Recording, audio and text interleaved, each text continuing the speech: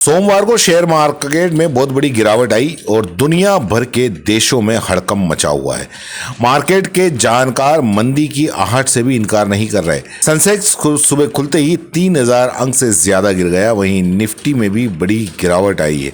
Nifty 900 अंकों से ज्यादा लुढ़क गया। इसके अलावा सोमवार को एशियाई बाजार भी धड़ाम हो गए।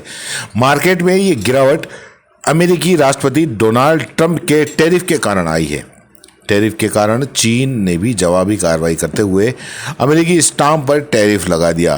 ट्रंप इस बात से बिल्कुल बेफिक्र नजर आए और ये कहना उनका काफ़ी चौंकाता है कि सुधार के लिए दवाई की ज़रूरत है। पत्रकारों ने उनके इस भारी गिरावट पर सवाल किया तो ट्रंप का दावा ये भी है कि बाजार में चाहे जितनी बड़ी गिरावट हो, मगर दुनिया भर के 50 से ज़्यादा देशों ने अमेरिका से संपर्क किया है ताकि व्यापार को लेकर बातचीत शुरू की जा सके। इजराइल के प्रधानमंत्री बेंजामिन नेतन्याहू सोमवार को व्हाइट हाउस पहुंचेंगे और जहां वो इन टैरिफ पर चर्चा भी करेंगे। जापान भी जल्द ही राष्ट्रपति ट्रंप के संपर्क करने वाला है। ताइवान के राष्ट्रपति लाई चिंगेते ने कहा कि वो बातचीत के लिए तैयार हैं और शून्य टैरिफ को आधार बनाकर व्यापार में आने वाली रुकावटों का दूर करेंगे।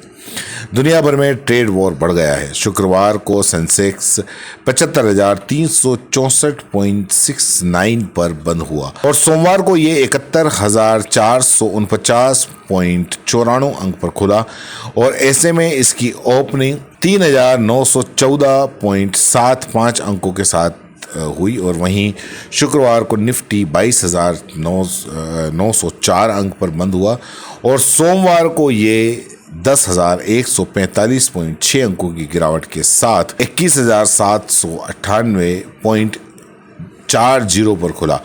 इस गिरावट से बीसीसी लिस्टेड कंपनियों का जो मार्केट कैप है वो 19 लाख से घटकर 384 लाख करोड़ रह गया।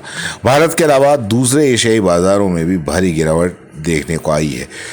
मोदी की आशंका ने हांगकांग और चीन के शेयर बाजार को भी लहूलुहान कर दिया है। हांगकांग का शेयर बाजार खुलते ही 10 से अधिक लुढ़का, जो 2008 के आर्थिक संकट के बाद में एक दिन में आई सबसे बड़ी गिरावट है। चीन के CSI 300 ब्लू चिप इंडेक्स में भी 5% से अधिक गिरावट आई है। चीन की करेंसी युआन भी जनवरी में सबसे निचले स्तर पर आ गया। टोक्यो की निक्की 225 इंडेक्स की शुरुआत हुई और कारोबार में करीब 9% तक गिर गया। सबसे ज़्यादा गिरावट बैंक शेयरों में आई। इसमें 17% की गिरावट देखी गई। अक्टूबर 2023 में पहली बार निक्के 30,792 अंक पर गया था। बॉर्डर टॉपिक में भी 8% की गिरावट देखी गई और ऑस्ट्रेलिया के ब्लू चिप स्टॉक्स भी 6.06 की गिरावट के साथ खुला। साउथ कोरिया के कॉस्पी इंडेक्स 4.34 गिरावट के साथ खुला। एयरफोर्स वन में पत्रकारों के बातचीत करते हुए ट्रंप ने कहा कि उन्हें शेयर बाजार में आई गिरावट की चिंता है। वो अब अमेरिकी शेयर बाजार को लगभग $6 ट्रिलियन का बना चुके हैं, लेकिन ट्रंप ने इसको लेकर कोई चिंता जाहिर नहीं की। अमेरिकी राष्ट्रपति डोनाल्ड ट्रंप ने कहा कि मैं नहीं चाहता कि कोई परेशानी हो।